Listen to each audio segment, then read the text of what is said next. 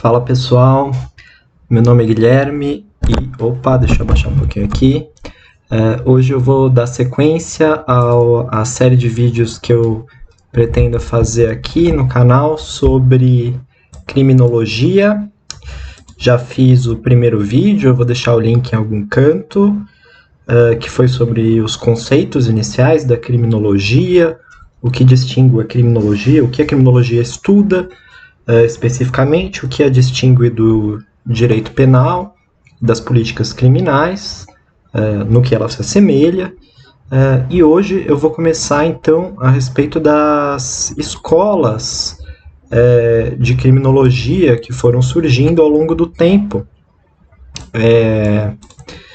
Deixa eu só aqui acertar essa questão dos slides aqui. Bom, acho que vai ter que ser assim mesmo. Essas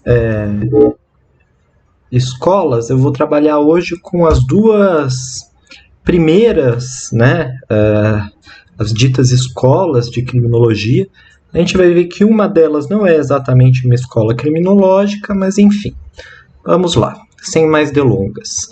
Quais são as escolas que a gente vai trabalhar hoje, nessa segunda parte? São as escolas clássica e positivista, certo? E eu já deixei aqui uma tabela com as principais distinções, entre essas duas escolas. A primeira delas é que essa escola dita clássica, que na verdade ela recebeu esse nome de escola clássica por um positivista, então foi um positivista, o Enrico Ferri, que classificou essa série de autores como os clássicos do estudo do crime, até na época de uma certa forma até meio pejorativa. Então esse conjunto de autores, eles não se classificavam assim como os clássicos, foi uma classificação a posteriori. Mas tudo bem, vamos usá-la, E o que a distingue então dos positivistas? A escola clássica ela é pré-científica ou cientificista, no sentido de que ela não trabalha com parâmetros de verdade, e aqui eu vou usar até entre aspas verificáveis, a gente vai ver por quê, verificáveis no sentido empírico, do que seja o crime, de quais os fenômenos materiais, sejam eles biológicos ou sociais, por trás do crime. Ela define o crime de uma maneira ainda muito dogmática, de uma maneira ainda muito conceitual, digamos assim. Enquanto os positivistas, eles arrogam para si essa categoria de científicos, Eles trabalham realmente com critérios científicos de observação e análise.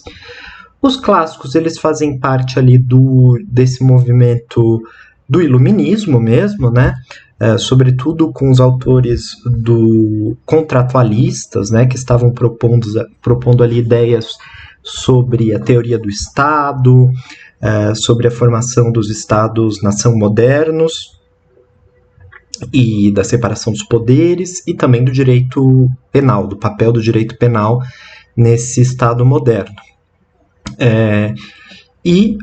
Os positivistas, eles fazem parte, evidentemente, do movimento conhecido como positivismo científico ali do século XIX, e a gente vai ver também que os clássicos, eles pautam ali a sua ideia muito baseada numa questão de livre-arbítrio, de que o sujeito ele é livre para agir da maneira que ele bem entender, e o que pode frear de alguma forma essa liberdade dos indivíduos é quando os próprios indivíduos cedem parte da sua liberdade para afirmar uma espécie de pacto social de convívio, um contrato social. Mas o indivíduo permanece livre. Ele cede parte da sua liberdade espontaneamente. E o indivíduo criminoso, então, ele, valendo desse livre-arbítrio, ele decide ferir ali algumas regras de convívio pactuadas. Os positivistas já não, eles trabalham com a ideia de determinismo, ou seja, o sujeito que comete um crime, ele é determinado muitas vezes por sua própria constituição física, pelo formato do seu cérebro, do seu crânio, de aspectos congênitos, isso quer dizer que já nasceram com ele, fazem parte dos genes ali deles, a cometerem o crime. Então, esses sujeitos, eles não têm exatamente a liberdade de escolha. Na verdade, eles são naturalmente, psicamente doentes e degenerados, né? Os clássicos, aqui a gente vai trabalhar com autores do contratualismo, né? Dos contratos social, como Hobbes, o Locke, o Rousseau, e no âmbito mais especificamente do direito penal, do estudo do crime também, o Beccaria, Marquês de Beccaria, todos autores iluministas, e os positivistas a gente trabalha sobretudo aqui com autores como Rafael Garofalo, Cesare Lombroso, Enrico Ferri, que vão tocar aí essa escola positivista do crime e vão efetivamente iniciar a criminologia, né? Porque os clássicos, eles não se viam como criminólogos, não existia esse termo, não existia essa corrente de estudos, existiam, lógico, esboços, sempre se pensou sobre o crime, mas não do ponto de vista institucionalizado, acadêmico, com um método próprio, tá? Eram coisas muito esparsas. Pois bem, vamos continuar aqui, porque a gente vai começar falando até por uma ordem cronológica sobre os clássicos. E como eu disse, eles se baseiam muito nessa ideia do contrato social. Eu vou expor aqui essa ideia do contrato social, muito pensada por autores iluministas, em suas três principais versões, né? Que é a do Hobbes, Thomas Hobbes, né? No seu clássico Leviatã, do Locke, sobre o governo civil, um tratado que ele faz sobre o governo civil, e o francês, o Rousseau, do seu clássico também, do contrato social.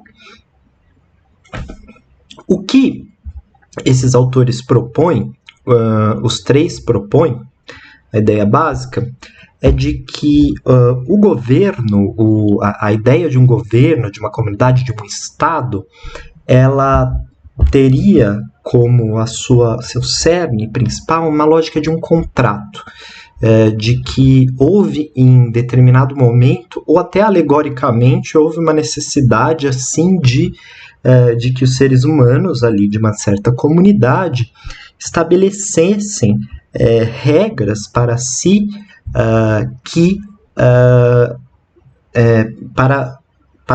para a comunidade, que devessem ser respeitadas por todos, para a proteção daquela própria comunidade, certo? E para isso, essas pessoas, elas deveriam, evidentemente, ceder alguma parte da liberdade, dos impulsos individuais, do livre-arbítrio, para que aquela comunidade pudesse funcionar, né? Lembrando que é isso, esses autores eles estavam pensando sobre as instituições fundamentais ali do Estado moderno, ideias ali de soberania do Estado, já de freios e contrapesos, ideia de república, tudo isso estava no bojo desse pensamento, né? O Hobbes, ele no seu Leviatã, todos eles trabalham com uma ideia de uma natureza humana inicial, e como essa natureza humana ela deve agir frente à ideia de um pacto. Como que esse homem, esse ser humano natural, age para formular um pacto com os demais, com seus concidadãos, né? Para o Hobbes, a natureza do ser humano é violenta e haveria, portanto, a necessidade de um pacto que destaque, estou lendo aqui, entre os membros da comunidade, um soberano, um líder, um soberano capaz de garantir a ordem e a segurança. Portanto, já a própria ideia de contrato social no Hobbes, ela já envolve a questão da segurança. Ou seja, ao fim e ao cabo, a principal ideia de um contrato social e de que um contrato que elegesse, que destacasse dos membros da comunidade um soberano, é para que todos cedessem parte da sua liberdade para que as pessoas não matassem umas às outras, certo? E respeitassem as normas propostas por um soberano que estaria ali destacado do grupo. O Locke, ou seja, aqui já traz até uma ideia de uma certa ideia penal, né? O Locke, nos seus tratados sobre o governo civil, de 1689, ele já entende que a natureza humana é pacífica, mas que haveria necessidade de que os seres ali firmassem um pacto que garantisse, sobretudo, a propriedade. O Locke trabalha muito, ele é um liberal, né, um dos pais aí do liberalismo político, e ele entende que a propriedade é um bem maior e que as pessoas devem, quando se reúnem ali para formar um pacto social, o que esse pacto deve garantir é a propriedade, e a propriedade compreendida pelo Locke de uma maneira extensiva, ou seja, a propriedade não só da terra, mas a propriedade de si, a propriedade do próprio corpo, das próprias ações. E essa propriedade privada, seja a propriedade privada do corpo, propriedade privada da expressão, do livre pensamento, mas também a propriedade da terra, né? E que, portanto, o contrato social para o Locke tem a ver com essa proteção, certo? E, de fato, os crimes envolvendo patrimônio, eles existem, também quando a gente pensa dentro de uma lógica penal, né? Para o Rousseau, a natureza humana ela também é pacífica, então o contrato social não tem a necessidade também só de garantir a ordem, a vida, mas haveria necessidade de um pacto que assegure o convívio harmônico entre os membros da comunidade e que essa harmonia levasse a uma igualdade entre os membros, uma vez que o Rousseau ele entende uma comunidade humana, uma sociedade, como uma espécie de corpo, em que cada membro é importante para o funcionamento orgânico daquele corpo. Então, o Rousseau ele traz muito essa ideia também de igualdade, né? Olha, como essa ideia de um contrato em que os seres humanos se reúnem e devem ceder parte da sua liberdade para afirmar um tipo de convívio, seja para proteger ali, para garantir a ordem, a segurança, para garantir a propriedade ou para garantir um convívio harmônico, como que isso se manifesta do ponto de vista criminal? O autor iluminista que vai trabalhar com isso especificamente é o Cesare Beccaria, em seu clássico também. A gente está trabalhando aqui só com clássicos, né? E o clássico dos delitos e das penas. Eu trouxe aqui uma passagem desse clássico de 1764. É um texto curto, brilhante, recomendo a leitura. Ele traz ali as bases do que seria o direito penal moderno mesmo. As garantias, a ideia de proporcionalidade, de que você não deve sofrer, por exemplo, porque se você roubou uma galinha, você não deve sofrer uma punição ultra severa, porque deve haver uma proporcionalidade entre os delitos e as penas, né? A ideia, ele refuta, por exemplo, a pena de morte, já naquela época, refuta penas de tortura, penas degradantes. E vejam, ele traz aqui, nessa passagem que eu trouxe, vou ler com vocês, principalmente essas partes grifadas, como o contrato social é importante para essa ideia que ele está querendo propor de direito penal, de olhar sobre a criminalidade, né? Então vou ler aqui com vocês, ó. Que ele diz: só a necessidade constrange os homens a ceder uma parte de sua liberdade. Vejam, ideia de contrato social, em que os seres humanos cedem parte de sua liberdade em prol de um bem comum. Daí resulta que cada um só consente em pôr no depósito comum a menor porção possível dela. Evidente, as pessoas cedem parte de sua liberdade, né, para um convívio social comum, por uma força maior, que é justamente o estabelecimento de uma sociedade, de um convívio harmônico. Então, eles não vão ceder toda a sua liberdade, vão ceder parte dela. Isto é, precisamente o que era preciso para empenhar os outros em mantê-lo na posse do resto. O conjunto de todas essas pequenas porções de liberdade é o fundamento do direito de punir. Todo exercício do poder que se afastar dessa base é abuso e não justiça. É um poder de fato e não de direito. É uma usurpação e não mais um poder legítimo. As penas que ultrapassam a necessidade de conservar o depósito da salvação pública são injustas por sua natureza, e tanto mais justas serão quanto mais sagrada e inviolável for a segurança e maior a liberdade que o soberano conserva aos súditos. Vejam que interessante, o que ele está falando é o seguinte: os seres humanos não cedem a sua liberdade de maneira espontânea. Eles cedem em prol de um bem comum, de uma necessidade.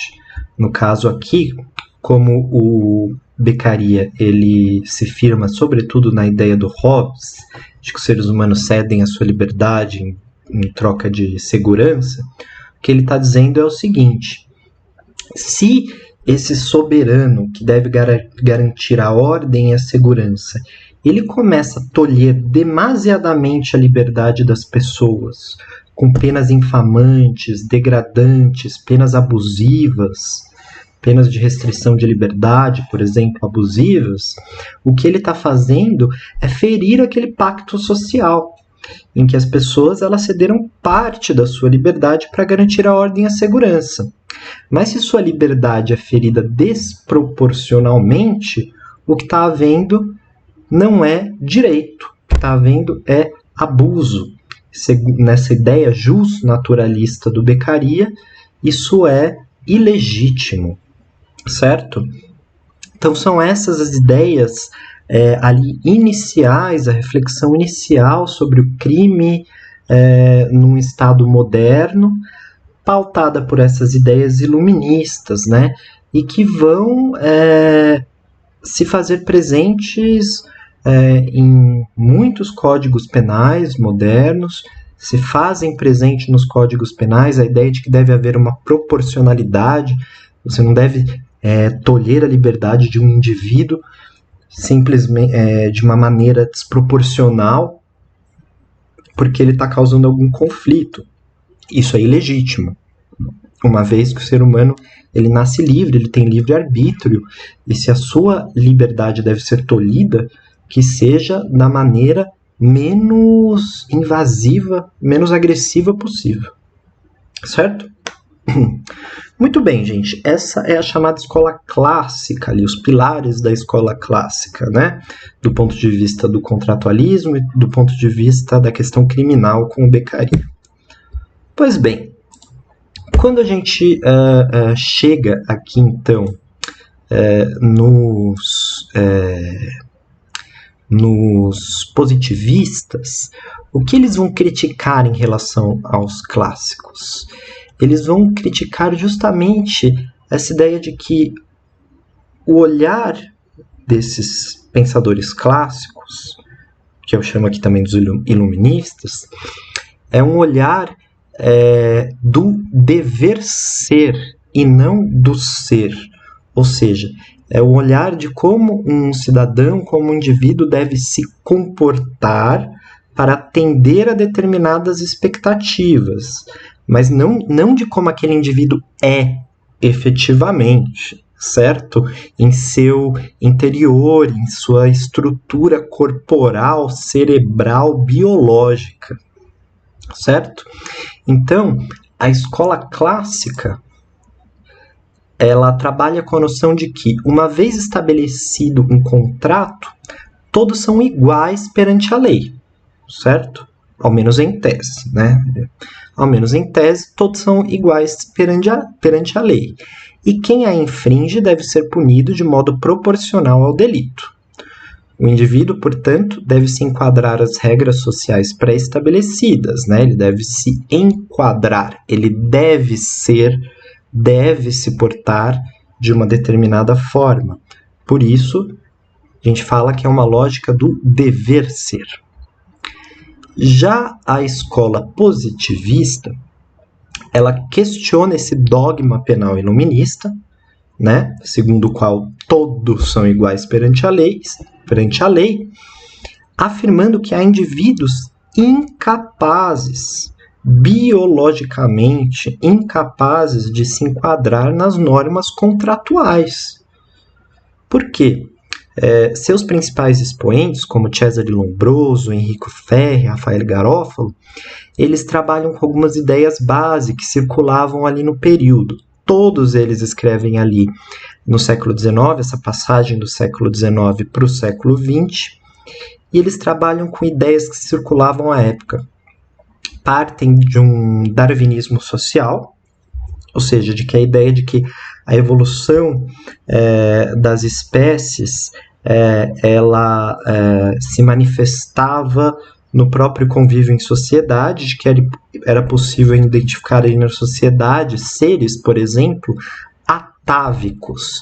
E por isso eles trabalham com a ideia de atavismo. O que é o atavismo? O que é uma pessoa, um ser atávico? Atávico é uma pessoa incapaz de evoluir, é uma pessoa presa em um determinado nível de aprendizado, de cultura, de desenvolvimento biológico, evolutivo, certo? E esses seres atávicos, esses seres que pararam ali na escada da evolução, eles não conseguiram evoluir como outros, eles também apresentam muitas vezes uma degenerescência, ou seja, além de não evoluir, eles tornam a sociedade degenerada. Por quê? Porque eles se reproduzem ali, né? Evidentemente, eles se reproduzem, eles podem se reproduzir inclusive com pessoas que não são atávicas, ao ponto de degenerar a sociedade, e estancar ali a cadeia evolutiva da sociedade. São ideias perigosas, mas que circulavam à época. E, portanto, esses seres atávicos, eles não têm livre-arbítrio como os demais, como cidadãos normais. E, portanto, eles não devem passar sequer, por exemplo, alguns deles, por esse crivo da lei, né? Por quê? Porque o próprio ser deles, não dever ser, mas o próprio ser deles, é um ser que pode colocar em risco o bom funcionamento da sociedade. Eles podem apresentar posturas que não condizem com a evolução que a sociedade tinha atingido ali no século XIX, com suas evoluções técnicas, culturais, etc. São seres inferiores, de certa forma, né? Seres atávicos. Eles pararam, eles não evoluem mais. Se a gente criou leis aqui, se a gente criou contratos sociais, esses daqui não foram capazes de entender isso. Mas a gente criou aqui leis penais que punam a pessoa se ela fizer isso. Ok, mas essa pessoa não vai ser capaz de entender isso, ela vai continuar infringindo as leis, né? Como eu disse, ideias perigosas. E por meio de quais técnicas a gente identifica? A gente não, né? Eles tentavam identificar ali os positivistas, né, dessa escola criminológica positivista. Por meio de quais técnicas eles tentavam identificar esses seres atávicos? Como identificaram que uma pessoa é atávica? Ela não evolui, constituição física dela não condiz com um ser humano normal. Duas delas muito importantes, usadas inclusive pelo Cesare Lombroso, né, que foi ali um dos principais, uma espécie de patrono da criminologia positivista, junto com esses outros dois que eu falei. Lombroso usava muitas técnicas do fisiologismo e da frenologia. Na verdade, são técnicas semelhantes, porque são técnicas que buscam na análise física das pessoas, de traços físicos, por exemplo, no caso do fisiologismo, traços da fisionomia da pessoa, né? Entender, por exemplo, se a pessoa tem uma orelha muito grande, um nariz muito grande, quais os traços físicos com os quais nós podemos identificar uma pessoa atávica. Então, o que o Lombroso fazia? Ele ia nas prisões, ele estudava ali os prisioneiros mais perigosos, condenados ali por crimes de homicídio, estupro, coisa e tal, e tentava identificar neles traços físicos comuns. Outra coisa que se fazia à época era a frenologia. E aí essa segunda imagem aqui, ela explica um pouco ao que correspondia essa frenologia, que era um estudo do crânio humano. E que a partir do formato do crânio humano era possível estabelecer padrões de indivíduos. Olha, essa pessoa, por ter um formato do crânio de tal modo, ela tem uma propensão maior à delinquência, certo? Coisas desse gênero que eram feitas à época. Eu trouxe até aqui um caso muito curioso, que é esse caso dessa foto aqui que eu trouxe. Essa foto, ela é desse caso do Caetano Santos Godino, que recebeu a alcunha de El Petizo Orejudo, né, o orelhudo, que foi um argentino, né, um jovem argentino que cometeu diversos crimes, né, crimes assim, hoje tidos como realmente hediondos, assim. Ele matava pessoas, torturava, coisas assim, e ele passou por diversas prisões argentinas, e nas prisões ele sempre arrumava confusão, brigava com os demais detentos. Se houvesse animais nas prisões, ele matava os animais, e até ele ser mandado para a prisão, acho que de Ushuaia, que acho que é conhecida ali como a prisão do fim do mundo na época, que era uma prisão de segurança máxima, onde ficavam realmente os detentos mais perigosos, né?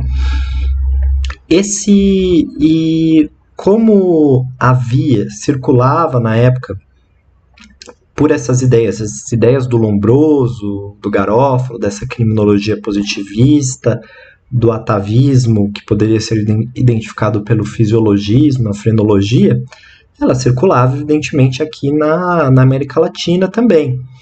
E um médico criminólogo argentino, ele fez uma operação. Olha que curioso, porque como Lombroso ele identificava que esses seres atávicos mais propensos à delinquência, muitos deles tinham essa chamada orelha de abano, né? Como mostra na foto. O que esse médico argentino, baseado no Lombroso, decidiu fazer? Fez uma cirurgia para colocar as orelhas dele para trás, né? Tirar esse formato de orelha de abano, que para o Lombroso era um traço físico comum aos delinquentes, para ver se ele poderia ser restaurado, né? Se ele deixava de ser uma pessoa tão agressiva. Evidentemente que não funcionou. Ele continuou ali agredindo, continuou inclusive ele matando animais, como eu disse. Não deu em nada fazer essa correção entre aspas, né? Essa intervenção em suas orelhas, para você ver até que ponto chegou essa obsessão desses criminólogos positivistas por essa questão da fisiologia e da frenologia também, né? Bom, Muito importante ressaltar aqui, eu faço questão de ressaltar, que essas ideias que estavam sendo utilizadas por esses criminólogos, elas foram muito perigosas à época, ainda são. Primeiro porque elas se demonstraram completamente falhas, porque elas fizeram um caminho um caminho cruzado entre uma ideologia dominante e um discurso científico. E o discurso científico, ele era um tipo de discurso que nesse período, como eu disse, século XIX, XX, era um discurso que tinha muito poder. A biologia, os estudos do ser humano, da vida humana através dos seus aspectos biológicos, tinha muito poder. Os estados, os líderes estatais queriam conhecer, até para controlar melhor a população, as taxas de natalidade, mortalidade.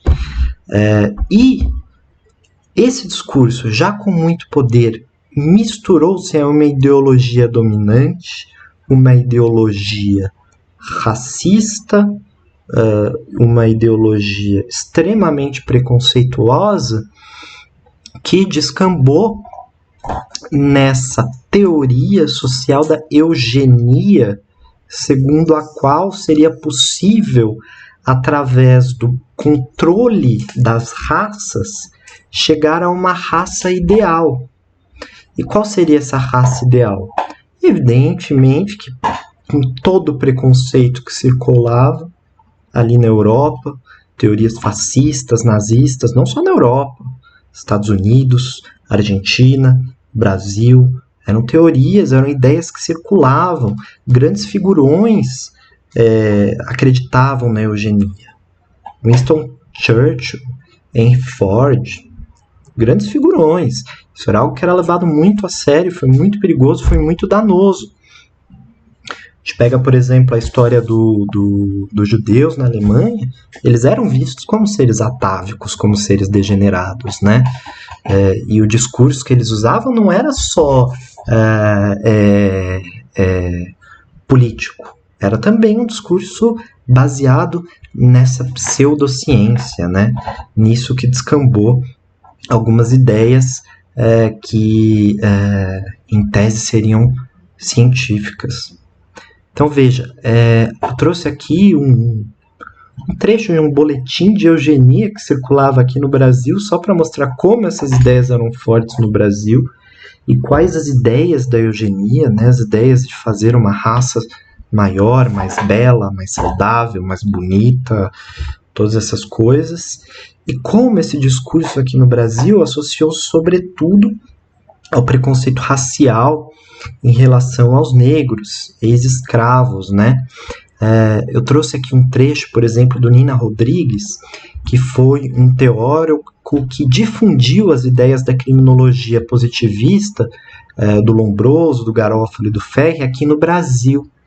E o que ele pensava sobre o Código Penal brasileiro ali da República e sobre a questão da criminalidade. Eu vou ler inteiramente aqui com vocês um trecho desse texto aqui. Opa, o que eu tô fazendo? Aqui, ó, As Raças Humanas e a Responsabilidade Penal no Brasil. Só o título já é assustador. Então vamos lá, o que ele diz? Desconhecendo a grande lei biológica que considera a evolução ontogênica, simples recapitulação abreviada da evolução filogênica, o legislador brasileiro cercou a infância das garantias da impunidade por imaturidade mental, criando a seu benefício as regalias da raça, considerando iguais perante o código, aquela ideia de que todos são iguais perante a lei. Ora, o legislador considerou iguais perante o código, na verdade nem era, né? Mas, enfim, tudo bem. Segundo ele, o legislador considerou iguais perante o código os descendentes do europeu civilizado, os filhos das tribos selvagens da América do Sul, bem como os membros das hordas africanas, sujeitos à escravidão. Gente, olha o... meu gatinho hoje tá... O meu gatinho chama Nino, não se chama Nino. Nino, vai pra lá. Olha a periculosidade desse discurso, porque ele traz essa ideia de que esses seres que para ele eram atávicos, como índios, como os africanos, né? Os afro-americanos e afro-brasileiros, ele traz essa ideia de que eles são seres atávicos, portanto, maior propenso a cometer crimes, e, portanto, sequer a infância deles deve ser protegida. Eles não devem ser tratados como homens e mulheres livres, porque a sua própria constituição psíquica, biológica, molecular, enfim, chamem do que quiser. Se quiser usar a palavra que ele usa aqui, ontogênica, essas abobrinhas, que vieram de um estudo criminológico, que pode até ter sido um estudo que tinha um método e que tinha uma intenção de estabelecer a criminologia como ciência, mas que era um discurso que, quando associou-se a uma ideologia dominante, valeu-se desse seu recurso a um vocabulário científico de muito valor na época, para criar essas teorias das mais absurdas, muitas das quais, infelizmente, permanecem até hoje. Bom, gente, eu concluo aqui dizendo, essas escolas, elas deram contribuições para a criminologia atual, que é feita hoje? Sim, as duas tiveram. A escola clássica, como eu disse, não é exatamente uma criminologia, mas sim os primeiros dogmas, direitos fundamentais que estavam sendo pensados, eles permanecem até hoje nos códigos penais, pelo menos dos que eu conheço no Ocidente, né? Inclusive o brasileiro, aquelas garantias de proporcionalidade, de que todos são iguais perante a lei, e isso permanece nos códigos, constituições, nas leis penais, certo? Portanto, foram ideias que deram as bases mesmo dos direitos e garantias fundamentais que existem até hoje. A escola positivista, embora todas essas teorias baseadas no fisiologismo e na frenologia, isso tenha caído em evidente descrédito, né? O que eles trouxeram foi que a ideia de você pesquisar a questão da criminalidade através de uma metodologia pautada pelo empirismo, que era uma coisa que os clássicos não faziam, eles trabalhavam com aquela ideia do dever ser, como eu disse, né? Então, sim, essa escola da criminologia positivista, no fim das contas, foram eles que institucionalizaram a criminologia, que posteriormente, com estudos mais avançados, e aí sim eu posso dizer de boca cheia científicos mesmo, de observação, não observação enviesada, mas observação mais cautelosa, começaram inclusive a perceber que a criminologia, esse estudo de características físicas, eles nem eram assim pro fenômeno, nem davam conta de explicar o fenômeno crime na sua extensão mais ampla. Então, daria conta de explicar no máximo um outro caso, mas seria, portanto, a ideia que eu disse na primeira aula de uma microcriminologia. Mas a criminologia que hoje tenta entender através de pesquisas empíricas é também uma criminologia que sai desse esforço de compreensão do ser biológico para o ser social. E aí sim a gente encontra antagonismos sociais, questões de gênero, classe, que servem ao estudo do fenômeno do crime, certo? Bom, é isso, gente. Espero que vocês tenham gostado.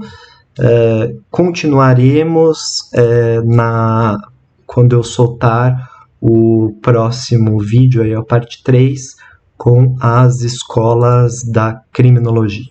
Muito obrigado, até a próxima.